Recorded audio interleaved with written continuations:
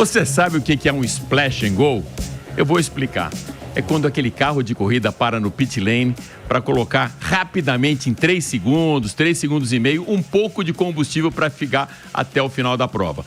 Hoje aqui nosso Splash and Go tem 30 minutos e com esse craque que está aqui do meu lado, Rodrigo Lamonato, do canal Splash and Go. Rodrigo, super bem-vindo ao Ligados na Tomada, meu amigo. Pô, obrigado pelo convite. Estamos aqui para falar daquilo que eu desconfio que a gente gosta muito, né? E contar histórias, né? Pô. Eu acho que esse é o mais legal para quem é apaixonado por motorsports, por Fórmula 1, por Fórmula Indy, por Rally. São as histórias que muitas vezes elas não aparecem durante a transmissão. Não sei se você tem essa leitura também, Lamonato. Sim, eu acho que é uma coisa assim, o automobilismo é muito rico, né? A gente tem 20 carros acontecendo, mas temos milhares de pessoas nas equipes, não só na Fórmula 1, como você falou, Stock Car, Rally, Indy, onde for. E às vezes micro histórias que são muito boas para contar vão ficando para trás. Exatamente. E o Lamonato já esteve aqui e quem garimpou o Lamonato no ar nessa rede social toda foi o Daniel Pegas, nosso editor do Máquinas na Pan, e ele já veio aqui para o Máquinas na Pan participar com a gente. E agora o Fagner gostou muito dessas histórias, que é o diretor aqui do programa, e a gente está trazendo ele no Ligados na Tomada para garimpar algumas histórias do livro dele, do livro Splash and Go. Então a mesma coisa que aconteceu no Máquinas como história, hoje nós temos 30 minutos aqui para contar a história. Então queria que você já pensasse uma das histórias do livro para a nossa audiência. Pô, o legal do livro é que assim, o mote são que as histórias sejam que transcendam eu e você e nossa galera, todo mundo que curte muito corrida, né? Então assim, sempre usei como filtro. Se minha mãe gostasse, quando eu tinha o blog, que era o nome original do Splash and Go, né? Na época que tinha Splash and Go, se ela gostasse, era um bom sinal. Depois, namoradinha e tal. Hoje, se minha esposa gostar das histórias, é sinal de que tem um algo mais. Que a história, não importa se é sobre automobilismo, podia ser sobre futebol, sobre qualquer outra coisa. Então, assim, o mote do livro foi justamente esse, fazer com boas histórias que parem em pé. Eu te conto algumas, né? Por exemplo, tem uma fantástica no livro que é do Al Unser, que nas 500 milhas de Indianápolis de 1987, uma grande corrida. Então já era o Al Unser Jr.? Não, era o Al Unser pai. É o Unser pai. Mesmo ainda? Foi a última vitória do Al Unser pai. Cara. É, porque o Al Unser pai, como o Hélio, como o Ricky Mears e como o AJ Foyt, são os 4 que tem 4. 500 milhas de Indianápolis, é. Os 4 que venceram 4. E ele venceu a 4ª dele com um carro que já tinha sido, entre aspas, aposentado e estava no saguão de um hotel como show car. Como aqueles carros que o pessoal tira foto em posto de gasolina, em evento, Incrível. etc. Era um carro que, assim, a Penske tinha na época 3 pilotos. O Ricky Mears, o Danny Ongais e o Danny Sullivan. Esses eram os caras que iam correr as 500 milhas. E o Al Unser tava naquela já, um piloto em carreira já encerrando, só fazia os super ovais e as 500 milhas, algo parecido com a situação do Hélio, né? E aí o que acontecia? Ele só fazia essas provas. Então ele tava ali sapeando para fazer as 500 milhas, mas o Roger Penske tinha falado para ele, olha, esse ano não tem um carro para você. Mas então ele ficou em Indiana, ali na região, para ajudar o filho, Júnior, Al Unser Jr., a se classificar para as 500 milhas. A gente sabe, né? 33 carros que largam apenas. Mas sempre tem mais candidato do que vaga, igual ao vestibular. E aí? É um mês inteiro, né? Até você colocar o carro, você participar não lembro exatamente o nome, mas tem um nome, esses testes que o Emerson ficou de fora de umas 500 milhas, né? Sim. Imagina, então o cara fica lá um mês testando, andando para conseguir alinhar o carro no grid. Exatamente. E não tinha carro para ele, não era nem questão de não ter tempo para alinhar. Carburation Day. E aí tem o Pole Day, etc, isso, né? Isso. Nessa situação toda, ele tava ali meio que ajudando o filho, e se pintasse uma oportunidade, porque nas 500 milhas é o carro que classifica, né? Às vezes o piloto pode desistir, Sim. Problema físico. Um dos pilotos da Penske, o Danny Ongais, salvo engano, dá uma panca na semana anterior à corrida. Os caras ficam sem carro. Os caras ficam sem carro e sem piloto, porque ele fica clinicamente, entrega ao departamento médico, não vai poder correr as 500 milhas. E aí o Roger Penske fala, olha, agora eu tenho a vaga, mas eu não tenho carro. E não tem um motor. Cara, que incrível. E aí eles saíram atrás de um chassi. E acharam um chassi que não era um chassi da Penske, que estava encostado num hotel na Pensilvânia, 4 horas de Podia caminhão. ser Reiner, porque na época a Penske fazia chassi, Reiner fazia chassi, tinha mais um fabricante. A Lola também fazia chassi, exatamente. Esse era um chassi Lola e eles não tinham também um motor que era na época Chevrolet, era um motor Ford. Mas eles arrumaram um motor Ford Cosworth, puseram na traseira do carro, deram pro Al Unser, falaram, agora você vai com a gente. E ele correu e venceu. Incrível. Uma corrida super improvável, ficou uma volta atrás, recuperou a desvantagem, enfim, era pra ser dele.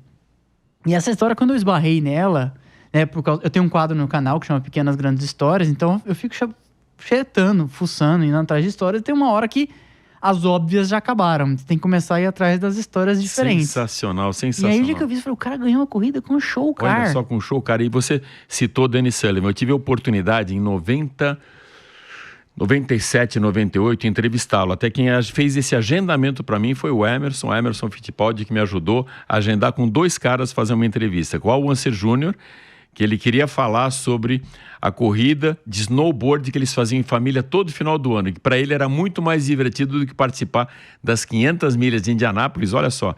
E que eles, ou seja, competiam como se estivesse na pista. Não tinha irmão, não tinha tio, não tinha pai. A briga era feia. E a família Unser era grande, né? Entre pilotos, entre todos os pilotos. E eu entrevistei o Danny Sullivan e ele me contou ali, essa entrevista foi para a revista Autosprint italiana, que ele começou como motorista de táxi em Nova York. Você sabia disso, Lamonato? Não sabia. Olha que incrível, cara. Ele falou que... já saio daqui com uma história boa. Vai garimpar essa história. E ele falava que a melhor maneira que ele tinha para desviar... A gente fala até hoje quando tem uma pista, quando tem aqueles carros mais lentos, a grande dificuldade são as chicanes móveis. Foi a primeira vez que eu escutei uma chicane móvel. Ele falou, a prática que ele teve em Nova York de conseguir desviar dessas chicanes móveis que faziam parte da mobilidade urbana de Manhattan, ele aprendeu, ele usou isso na pista também. Mas é sensacional isso, a maneira que a Índia, eu tenho muita saudade da Índia, eu cobri muito tempo, mas desse lado mais bucólico, mais de poesia, e de ter, não sei se você tem essa leitura, dos caras conversarem, as cidades eram muito pequenas, né? Tipo Milwaukee, Elkhart Lake, Nazareth. Então, o hotel que todos ficavam era o mesmo, saíam para o mesmo lugar para comer e as pessoas se encontravam. Hoje, você não acha que isso em motorsports acabou ficando muito elitizado e criou uma distância com o público? Eu acho que sim, acho que você tem razão. A Fórmula 1 é o exemplo máximo disso, né? Mas mesmo categorias nacionais, você vê que elas vão se profissionalizando e aquela coisa que todo mundo conhecia todo mundo ainda conhece todo mundo. Mas você não entra no box que você quer, você não faz o que você quer. Para ter uma entrevista tem que falar com o assessor, você não fala mais direto com o piloto. Exato. Antigamente você, ô fulano, você fala comigo depois, né, e tal. Hoje em dia já existe uma questão porque as categorias crescem. Eu falo pra você, daqui no Brasil, a Stock, a Porsche Cup, a Endurance, elas vão crescendo e daí um pouco... Eu acho que até uma necessidade, pra ser honesto, né? Porque começa a crescer os carros das equipes dos pilotos e quem cobre, né? Então acho que acaba sendo uma dor do crescimento, vamos chamar assim. Mas é triste porque você se afasta, né, das pessoas, sem dúvida. Lamonato, como você fala, a gente tá falando de Índia, falando de Estados Unidos. Você acha que a Fórmula 1 ela pode ter uma percepção maior hoje nos Estados Unidos, que sempre foi o país da NASCAR, da Fórmula Indy, principalmente com as 500 milhas de Indianápolis, né? Que a Fórmula 1 pode ter essa percepção pelo público de novo, com show, ou com esse a mais que o Liberty Media está entregando? Ou você acha que aquele público de verdade, que a gente chama de redneck, né? Do cara de Mid-Ohio, do centrão, o cara que curtia motorsports, que curtia a Fórmula Indy, ele não vai ter interesse pela Fórmula 1? Olha, é curioso que eu estava lendo no almoço, antes de vir para cá, um artigo sobre isso. Falando sobre o crescimento da Fórmula 1 nos Estados Unidos e o declínio de audiência da NASCAR. Porque o que está acontecendo atualmente? 2 coisas em paralelo, né? Uma não é exatamente responsável pela outra, mas estão conectados. O público é um só, no fim. A Fórmula 1, da mudança da Liberty Media para cá, e esportes. A série Drive to Survive. O filme da Fórmula 1 agora que está sendo recorde de bilheteria num nível que ninguém esperava. Inclusive e especialmente nos Estados Unidos. Isso que o próprio Brad Pitt se surpreendeu. Sim. Ele não imaginava que essa percepção da Fórmula 1 fosse tão grande até para a carreira dele. Imagina, Exato. Um cara que já está consagrado. Exato, acho que ele entrou nessa pensando, fazer um filme... Porque tem muito ator que faz isso, né? Eu quero fazer determinado filme. Às vezes é amigo do diretor, às vezes, né? E não foi o caso, né? Desculpa, e foi o caso. Ele não esperava que fosse ser algo que levasse a carreira dele para fronteiras mais distantes, vamos dizer assim. E aconteceu. Tem isso. E aí eu te dou um termômetro. na última renovação contratual da televisão nos Estados Unidos para os direitos de Fórmula 1, a Liberty praticamente deu os direitos. Tá, para fazer. Deu no sentido de, por exemplo, aqui no Brasil fala assim, 8 milhões de dólares por ano. Entregou o sinal para os caras. Entregou o sinal para os caras. Cobrou tipo um valor simbólico, menor que o daqui. E a próxima renovação, estão falando que vai ser na casa de 90 milhões de dólares. Assim, já. De quase nada, de quase zero, de 5, 10 milhões de dólares. Um país que a NASCAR, ou seja, você falava de NFL, você falava de NASCAR, a Indy era um patamar muito mais baixo e Fórmula 1 não existia. Não existia. Então, o primeiro movimento que aconteceu foi em 2012, quando criaram o circuito em Austin, que é um circuito de verdade. É a primeira vez que a Fórmula 1, desde Watkins Glen, não corria em circuito permanente, né? Tentou em muitas pistas de rua. Você pegou essa época, Phoenix era uma tragédia, Dallas não dava certo, Detroit era ruim, né? Uma sucessão de pistas fracas. E aí ficou Indianápolis, tentaram. Você lembra? Indianápolis teve uma corrida com terminaram 6 carros porque o pneu não aguentava a corrida? Largaram 6 carros. Largaram 6, né? Não é que terminaram 6. 2005. Imagina, cara. Exato. Imagina. Então, assim, um vexame. Era a primeira vez que tava pegando devagarzinho e tal. Tiveram que sair com o rabo no meio das pernas dos Estados Unidos. De 2012 para cá, Austin sempre teve lotação, que já era bom. Então isso já incentivava o promotor a continuar promovendo, porque se o evento não se sustenta, quem tá fazendo a corrida já não quer fazer, né? Isso deu certo. Aí, com a troca do comando, o Bernie Eccleston se afasta e vende a Fórmula 1 para o grupo especializado nisso, né? O Liberty Media. Há essa mudança de mentalidade. O Bernie tinha uma mentalidade bem mais... A gente não precisa das redes sociais. E a Liberty Media abraçou muito. Então, assim, a Fórmula 1 não existia no YouTube. A Fórmula 1 não existia no Instagram. Hoje são contas profissionalmente geridas, muito ativas. Fazem um conteúdo de primeira. Então, assim... Fora o app da categoria, que você tem tudo ali, né? Tem tudo. Você tem até TV, se quiser, você paga uma taxa, você tem TV no celular. Exato. Então, você tem a cronometragem e mesmo que você não pague, você tem um mínimo ali básico para você acompanhar a corrida de graça. E o outro que é da F1 TV, né? Então tem um pacote muito mais completo, né? Eu sou dos anos 80, eu comecei a assistir em 88, Fórmula 1. Então, assim, você deve ter umas boas histórias aí pra contar de quando eu era moleque que eu quero saber. Tenho de 88, inclusive, e de 89.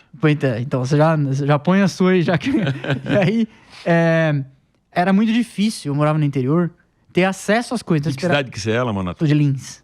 Então, assim, a gente esperava chegar a 4 rodas, eu não assinava, tinha um tio que assinava, aí eu pegava as revistas velhas. Eu lembro que o Senna tinha uma coluna mensal na 4 rodas, né? Eu não sei se era ele ou se era a Betise que escrevia, mas enfim, tinha lá uma coluna. E aí o Piquet tinha uma que era, ou seja, o Ghostwriter dele era Lulua, Carlos Sintra Mauro, um grande amigo, fica um abraço para ele aí. E o Ayrton tinha também, mas a gente nunca soube quem era, se era a Betise, se era o Charles Mazanasco aqui no Brasil que escrevia. Então. E aí eu lia, porque eu, com 8 anos de idade, eu achava que era o Senna escrevendo, né? E então... mas na verdade sim, até para fazer uma correção aqui, esses caras só não escreviam, só não colocavam, pegavam a caneta para colocar no papel, mas as histórias eram deles, né? Sim. Ou seja, ele passava para o assessor ou para esse ghostwriter a história, ele falava qual era o mote editorial que ele queria seguir, e as pessoas fazia como se fosse um copy desk na leitura dele. Sim. E aí chegava para mim, então, portanto, a revista já chegava atrasada, né? Hoje em dia, inimaginável hoje em dia, uma coisa assim. E para mim chegava mais atrasado porque eu não era assinante, né? Era uma coisa cara naquela época. Então, a grande questão, a grande ânsia era o acesso. E isso, hoje em dia, a Liberty dá. Você tá lá dentro. Você tá sabendo de tudo. Eu que trabalho produzindo, para mim, facilita demais.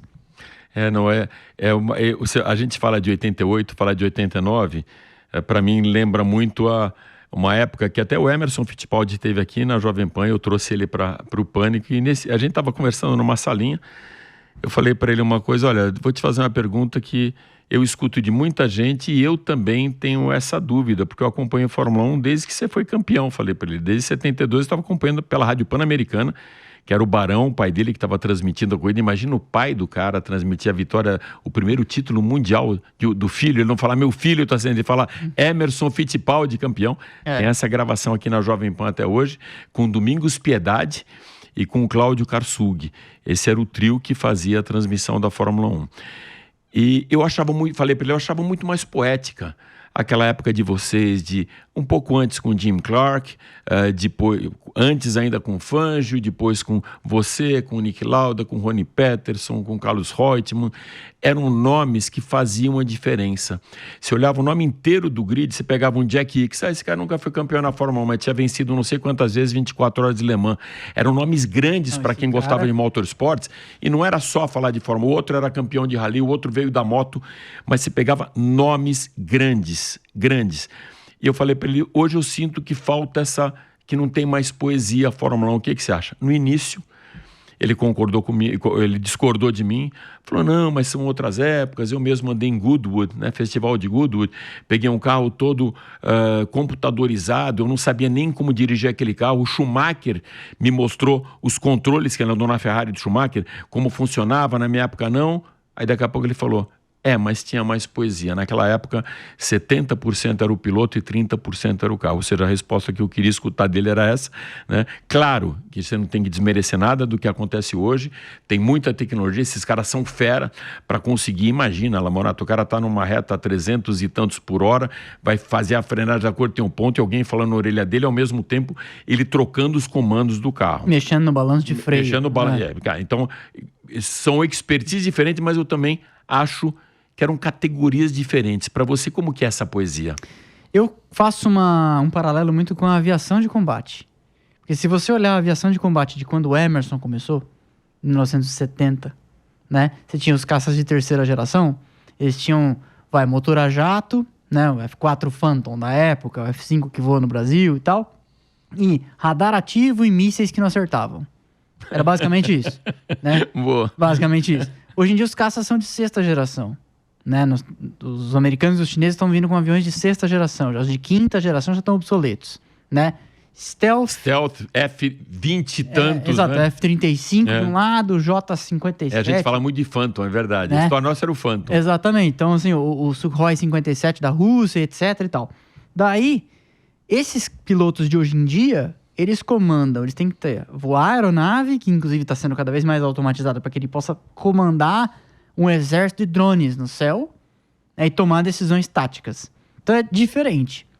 Né? No carro de Fórmula 1 ele ainda tem que ser conduzido, é diferente da aviação de combate nesse aspecto, mas o piloto tem um volante ali na frente dele com 38 telas diferentes e que ele vai mexendo naqueles switches todos, enquanto toma 6G lateral, enquanto freia, e isso não acabou, né?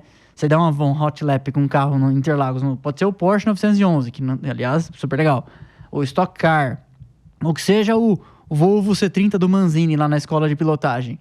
Você frear no final da reta, vai tudo pra frente, né? E a 330 km por hora vai muito mais, né?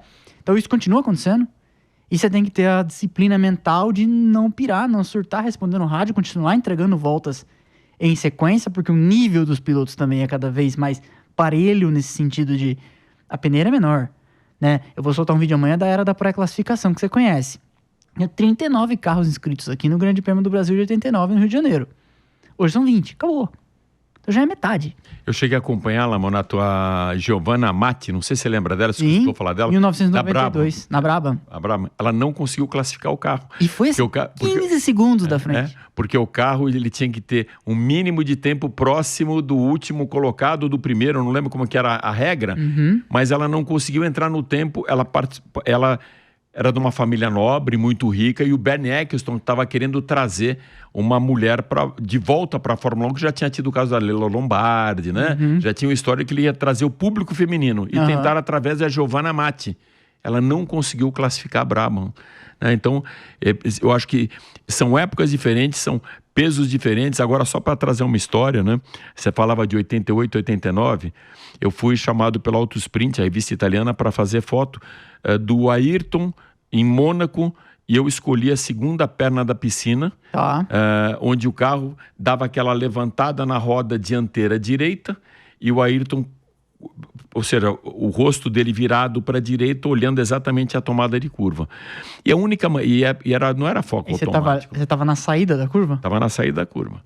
Então, para eu conseguir fazer essa foto, eu ficava atrás de um guardrail, com o mar nas minhas costas, né? Com a Baía de Mônaco nas minhas costas, e eu fazia pré-foco em algum ponto específico daquela zebra vermelha e branca, e eu escutava pela primeira reduzida, eu já começava a clicar. Então eu via, quando saía do túnel o carro, eu via da direita saindo do túnel, ele tinha aquela chicane, saía do túnel e vinha para entrar na reta que dava a piscina. Isso, fazia tabaque. Fazia tabaque, exatamente, e entrava naquela reta. Então eu via quando vinha, por exemplo, um carro do... vamos dizer, Alan Prost ou qualquer outro piloto na frente, eu sabia, logo depois daquele carro é o Ayrton. Então, logo depois daquele carro, reduzida, eu já começava a clicar, porque senão não dava tempo. Eu fazia 3 cliques e ia ficar perfeito em foco naquele ponto que eu tinha pré-focado. Peguei esse filme e mandei, a gente ficava em Nice, né? Nilson César, eu ficava todo em Nice para a corrida de Mônaco. E pegávamos um trem e sempre tinha, na quinta-feira, sexta, o treino era quinta e sábado, né?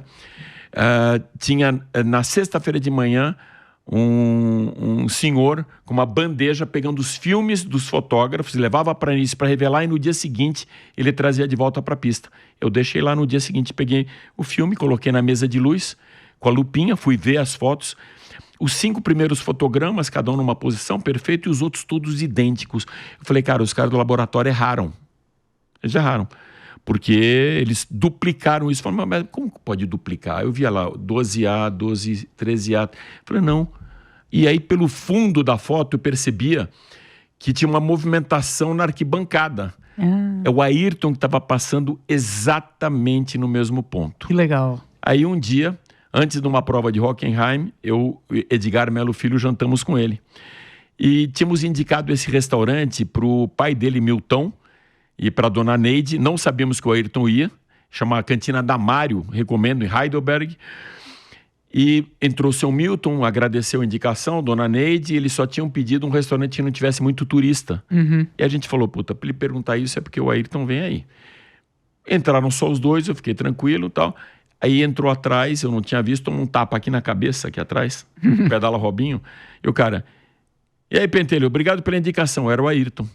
E cumprimentou o Edgar. O Edgar falou pra mim assim, Alex, pô, mal educado, cara, eu queria te dar um tapa na cabeça. Eu falei, não, preferi esse tapa na cabeça do Ayrton do que um cumprimento cordial como foi o seu. Né? Então, e aí ele jantou com a gente, sentou, ele achou o papo dos pais lá, com a esposa do Armando Botelho, viúva do Armando Botelho, com o Braguinha, muito chato, e veio pra nossa mesa. Falou, aqueles caras só falam de pescaria, e veio jantar com a gente. Aí eu perguntei isso pra ele. Cara, ele falou com muita simplicidade. Não, é muito simples. Eu sei onde eu andei bem numa curva, numa outra. Ele fez a pole nesse dia. Uma curva, numa outra, eu coloco isso tudo na mesma volta e aí eu consigo andar com precisão todas as voltas iguais, porque a diferença é muito pouca minha pro Prost. Eu tenho que andar bem para bater o anão. Chamava o Prost de anão. Mas essa poesia eu vejo que não tem mais hoje. Vamos trazer para o tempo atual. Fórmula 1 atual. A gente vê aí mais uma vez a McLaren brilhando, né? A McLaren ressurge das cinzas. Das cinzas. Das cinzas, literalmente, né? das cinzas, né? Como eu sempre torci muito pela Williams e pela McLaren. A Williams não chegou lá, teve aí pode chamar talvez um voo de galinha com o Carlos Sainz, mas de qualquer maneira, de verdade, a McLaren veio com Piastri, com Norris e tal. Você acha que veio para ficar? Eu acho que a McLaren veio para ficar.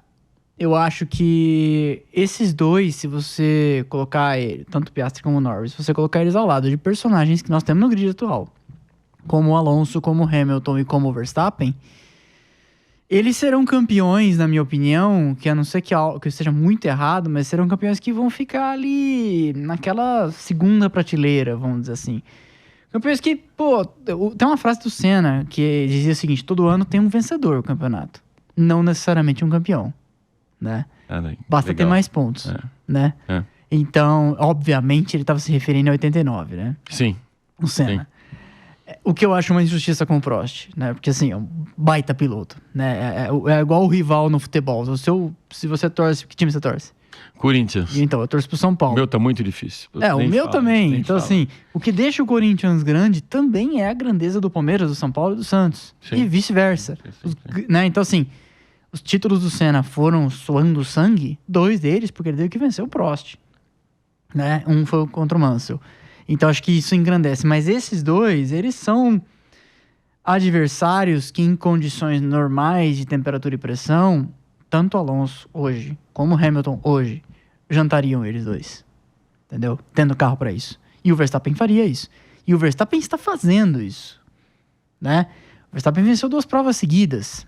Mas não falta um Hamilton brigando com o Verstappen? Você não sente falta disso no campeonato? Claro que falta, mas eu não Falta, posso né? escolher, né? Então, assim, eu acho que faz falta, mas talvez a história esteja nos dando justamente um elemento que é o Verstappen correndo por fora nesse ano, enquanto eles podem e estão dividindo os pontos, pode ser um elemento, porque assim, tudo que você é o Piastri ou o Norris, tudo que você não quer, você não precisa, é o Max Verstappen na condição de franco atirador, não tem nada a perder. Claro. Porque o campeonato pro Verstappen... Sem peso no ombro, sem nada. Exato, porque o campeonato pro Verstappen a essa altura tá perdido. Tá perdido. Então, assim, ele só tem a ganhar. Não, e com um carro novo ano que vem, mas daqui a 2 anos já na Mercedes. Exato, é o que todo mundo diz, né? Então, É o que todo cara... mundo estima. Então, assim, o Verstappen, nesse momento, e assim, também temos que reconhecer e dar mérito a quem merece. A Red Bull achou alguma coisa no carro de agosto pra cá. A prova disso é o desempenho do outro carro. Sim. Porque se o Yuki Tsunoda em Baku foi 6º colocado, isso não caiu do céu. Exatamente. Ele foi em 6º colocado na frente do Norris Sim. e de 2 Ferraris. Sim. Não foi pouca coisa.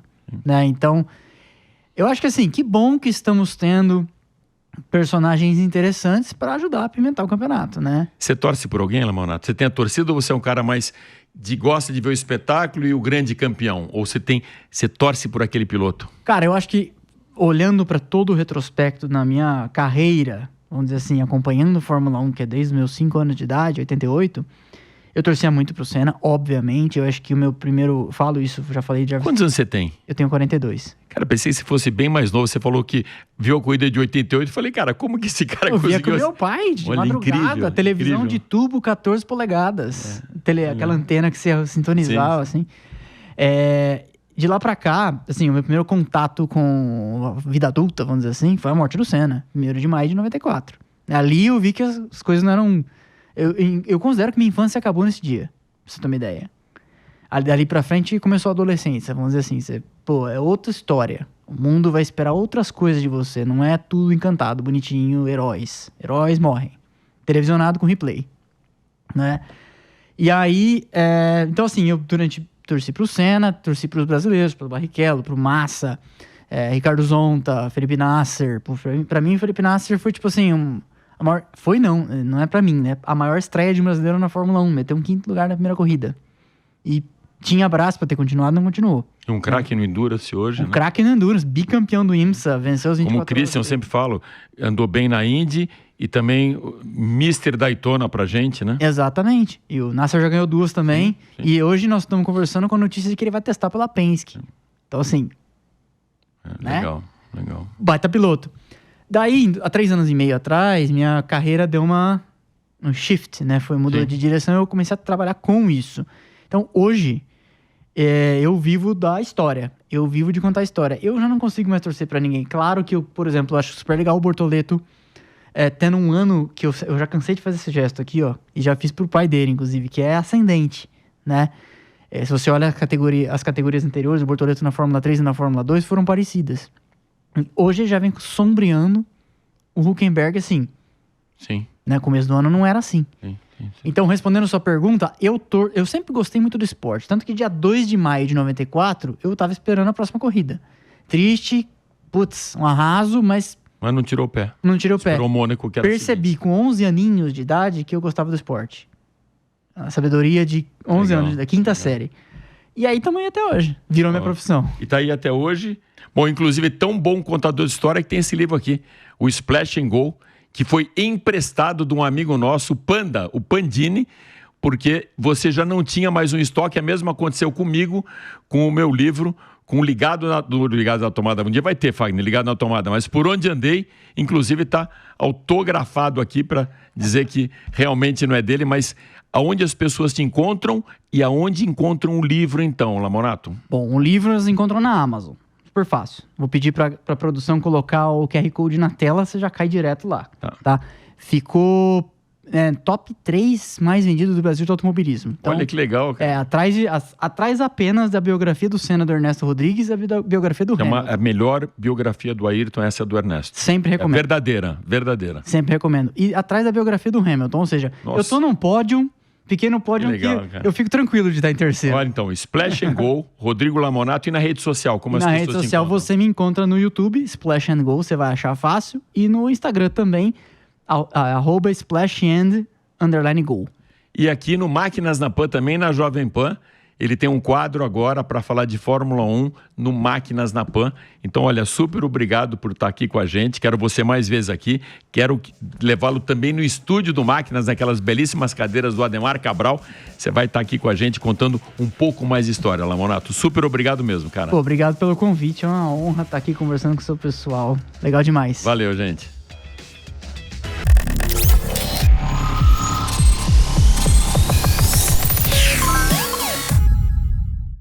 A opinião dos nossos comentaristas não reflete necessariamente a opinião do Grupo Jovem Pan de Comunicação. Realização Jovem Pan.